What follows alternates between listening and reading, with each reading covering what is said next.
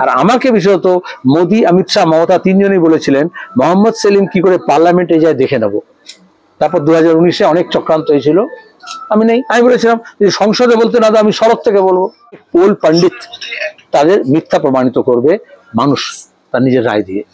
অধীর বাবু এবং আমি বললাম কোন আসন সমঝোতার আগেই কংগ্রেসের সঙ্গে আমাদের আসন সমঝোতা হয়নি যে নওশাদ সিদ্দিকী যদি অভিষেক ব্যানার্জির বিরুদ্ধে লড়ে আমরা শুধু সমর্থন করবো না, আমরা অ্যাক্টিভলি আমাদের কর্মী বাহিনীকে নামাবো, আমরা নিজেরা প্রচারে যাব। তারপর তারা নিজেরাই ওটা বাদ দিয়ে বলে 22টা লড়বো, 27টা লড়বো, 17টা লড়বো। নমস্কার, পিপলস রিপোর্টারে আপনাদের স্বাগত। আমরা এই মুহূর্তে দাঁড়িয়ে আছি মুর্শিদাবাদ লোকসভা কেন্দ্রের জলঙ্গি এবং রানীনগরের মাঝামাঝি জায়গা মালোপাড়াতে। আমাদের সঙ্গে আছেন এই কেন্দ্রের বাম কংগ্রেস জোট সমর্থিত প্রার্থী মোহাম্মদ সেলিম। সেলিম দা, আপনাকে পিপলস রিপোর্টারে স্বাগত এবং প্রথমেই জানাই নববর্ষের আন্তরিক শুভেচ্ছা। ধন্যবাদ, আমাকেও শুভেচ্ছা। আপনি গত কদিন থেকে সমানে প্রচার করছেন, যেটা সব থেকে তাৎপর্যপূর্ণ এই প্রচারের ক্ষেত্রে। কদিন আগে পর্যন্ত রাজ্যের মুখ্যমন্ত্রী মমতা বন্দ্যোপাধ্যায় এবং বিরোধী দলনেতা শুভেন্দু অধিকারী তারা বলতেন সিপিএম কে দেখা যায় না, অথচ আমি গত দুদিন ধরে আপনার সঙ্গে থেকে প্রচারে যা দেখলাম তাতে মানুষের স্বতঃস্ফূর্ততা নজরে পড়লো। তাহলে আপনি কিভাবে এই পুরো বিষয়টাকে বলবেন? আসলে বিজেপি তৃণমূলকে তৈরি করিয়েছিল আরএসএস যে সিপিএম কে নিঃশেষ করে দেবে, নিঃশেষ করে দেবে। কংগ্রেস মুক্ত ভারত আর সিপিএম মুক্ত বাংলা, এটি তো কন্ট্রাক্ট ছিল। তা টাকা পয়সা, ইলেকট্রাল বন্ডের যা টাকা, কোম্পানিগুলোর টাকা, আরএসএস এর যা সাহায্য পেয়েছে, সাম্প্রদায়িকতা যে অস্ত্র ব্যবহার করেছে, সবটা হচ্ছে বামপন্থাকে শেষ করার জন্য। এই জন্য মমতা ব্যানার্জি সেই অনুযায়ী ঘোষণা করছিলেন, যেমন কোম্পানি বিজ্ঞাপন দেয় যে সিপিএম শেষ হয়ে গেছে, দূরবীনে দেখা যায় না। মোদি যেরকম বলছিল কংগ্রেস শেষ হয়ে গেছে, গোটা দেশে খুঁজে পাওয়া যাচ্ছে না। এরা আসলে বিরোধী শূন্য করতে চায়। পঞ্চায়েত, পুরসভা, লাইব্রেরি, বিধানসভা, লোকসভা, কিন্তু বিরোধী শূন্যতে যেটা হয়েছে কৃষকের কথা, শ্রমিকের কথা, বেকার ছেলে মেয়েদের কথা, কাজের কথা, শিক্ষার কথা, স্বাস্থ্যের কথা, স্কুলের কথা, কলেজের কথা কে বলবে? ওখানে চিটফান্ড লুট হচ্ছে।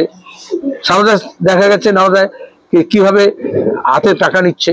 এখন এক ঘরের টাকা বলো, কালভার্টের টাকা বলো, 100 দিনের কাজের টাকা বলো, নিয়োগের দুর্নীতির কথা বলো, সব মন্ত্রীদের ঘর থেকে হয়েই করে টাকা বেরোচ্ছে। আর মোদি ওদিকে চিৎকার করছে যে আমাদের হচ্ছে দুর্নীতি মুক্ত ভারত হয়েছে, ভ্রষ্টাচার মুক্ত ভারত। মিথ্যে কথা বলছে। নাহলে পার্থ চ্যাটার্জি ঘর থেকে এত টাকা বেরোলে কোথা থেকে? তার বান্ধবীর কাছ থেকে, জ্যোতিপ্রিয় মল্লিকের কাছ থেকে, অনুব্রতর কাছ থেকে। বিচারপতি অমৃতা সিনহা হাইকোর্টে বলেছেন যে অভিষেক ব্যানার্জির সম্পত্তি বেড়েছে, দুর্নীতির টাকা বেড়েছে, দুর্নীতি সাম্রাজ্য বেড়েছে 2013-এর পর থেকে। আচ্ছা, 2000 পরে কি এমন কাণ্ড হলো? তৃণমূল তো আগেও ছিল, তৃণমূলের সরকারও ছিল। 2014 থেকে মোদীর সরকার এসছে। সাইয়া ভাই কোতোয়াল ডর কা হ্যাঁ। এই জন্য দেখবে হেমন্ত সোরেন জেলে গেল, আমাদের অরবিন্দ কেজরিওয়াল জেলে গেল। আর এখানে শিক্ষক নিয়োগের দুর্নীতিতে গলার স্বর নিতে 6 মাস দেরি করলো সেন্ট্রাল এজেন্সি। আর সেই স্বরের রিপোর্ট এখনো পাওয়া যাচ্ছে না ফরেন্সিক ল্যাবরেটরি থেকে, সেন্ট্রাল গভর্নমেন্টে। তাহলে বোঝা যাচ্ছে না জোটটা কোথায় আছে, যোগসাজটা কোথায় আছে। এটা মানুষ বুঝতে পারছে। এই জন্য তরুণ প্রজন্মের ছেলেমেয়েরা আর আমাদের যারা একটু নড়ে গিয়েছিল, সরে গিয়েছিল, চলে গিয়েছিল, বসে গিয়েছিল, এরকম মানুষজনের একটা ঢল নেমেছে। আর কংগ্রেসের সঙ্গে সমঝোতা হওয়াতে সাধারণ মানুষ যারা কোন রাজনীতি করে না, দুই দলের কর্মী তো বটেই, কিন্তু সাধারণ মানুষের মধ্যে একটা উৎসাহ তৈরি হয়েছে যে বিজেপি তৃণমূল বিরোধী একটা শক্তি যাকে সমর্থন করলে এক ঢিলে 2 পাখি মরবে, বিজেপি তৃণমূল দুটোকে হারানো যাবে। সেলিমদা, সাম্প্রতিক অতীতে রাজ্য রাজনীতিতে এরকম নজির নেই যে সিপিআইএম রাজ্য সম্পাদক নির্বাচনে প্রতিদ্বন্দ্বিতা করছেন। তো আপনি এবারে নির্বাচন বলছি, এটা সাধারণ নির্বাচন নয়, অসাধারণ নির্বাচন। তাহলে অসাধারণ নির্বাচনকে অসাধারণভাবে লড়তে হয়।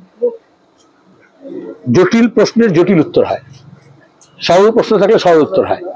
তাহলে আজকে দাঁড়িয়ে পার্টি সম্পাদক হোক, পার্টি পলিট ব্যুরো হোক, সাধারণ কর্মী হোক, রাজনীতি করেন না এমন মানুষ, সবাইকে কাঁধে কাঁধ লাগিয়ে, হাতে হাত লাগিয়ে একসঙ্গে লড়তে হবে। কারণ দেশটাকে বাঁচাতে হবে।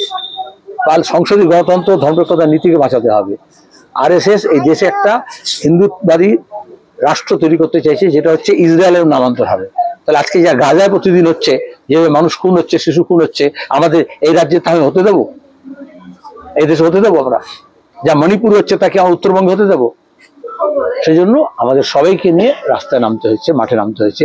আর আমাকে বিশেষত মোদি, অমিত শাহ, মমতা তিনজনই বলেছিলেন মোহাম্মদ সেলিম কি করে পার্লামেন্টে যায় দেখে নেব। তারপর 2019-এ অনেক চক্রান্ত হয়েছিল, আমি নেই। আমি বলেছিলাম যদি সংসদে বলতে না দাও আমি সড়ক থেকে বলবো। গত 5 বছর ধরে এই ছাত্র, যুব, মহিলা, কর্মচারী, শ্রমিকদের, কৃষকদের নিয়ে রাস্তা দিয়ে বলেছি। এখন রাস্তার আওয়াজটাকে সংসদে নিয়ে যাওয়ার জন্য মানুষ ঠিক করেছেন, তারাই ঠিক করবেন। নির্বাচনের ফল কি অভূতপূর্ব হতে চলেছে? আপনি কি বললাম মনে করেন? যে নির্বাচনটি অভূতপূর্ব হয়, নির্বাচনের লড়াইটা যদি অভূতপূর্ব হয়, তাহলে ফলটাও অভূতপূর্ব হবে। অনেক পোল পণ্ডিত তাদের মিথ্যা প্রমাণিত করবে মানুষ তার নিজের রায় দিয়ে। আর একটা প্রশ্ন, সেটা হচ্ছে যে আইএসএফ এর সঙ্গে একটা যোগাযোগ জোটের মতো হয়েছিল, কিন্তু শেষ মুহূর্তে সরে জোট হয়নি। আমরা প্রথম থেকে বলেছি আমরা আসন সমঝোতা করেছি, কিন্তু যখন বিজেপির বিরুদ্ধে আরএসএস এর বিরুদ্ধে প্রথম ইন্ডিয়া ব্লক তৈরি হলো, আইএসএফ বেসুরো কথা বলতে আরম্ভ করলো, যারা ইন্ডিয়া ব্লকে থাকবে তাদের সঙ্গে থাকবে না। তো কি করে হবে? একদিকে ইন্ডিয়া ব্লক আর অন্যদিকে বিজেপি। কেন আইএসএফ বললো? গত বছর আগস্ট মাসের পর থেকে তখনই তাদের রাজনীতি নিয়ে সন্দেহ দেখা গেল। তারপরে সে ঘোষণা করলো যে ডায়মন্ড হারবারে নওশাদ সিদ্দিকী নিজে লড়বে। অধীরবাবু এবং আমি বললাম কোনো আসন সমঝোতার আগেই, কংগ্রেসের সঙ্গে আমাদের আসন সমঝোতা হয়নি, যে নওশাদ সিদ্দিকী যদি অভিষেক ব্যানার্জির বিরুদ্ধে লড়ে আমরা শুধু সমর্থন করবো না, আমরা অ্যাক্টিভলি আমাদের কর্মী বাহিনীকে নামাবো, আমরা নিজেরা প্রচারে যাব।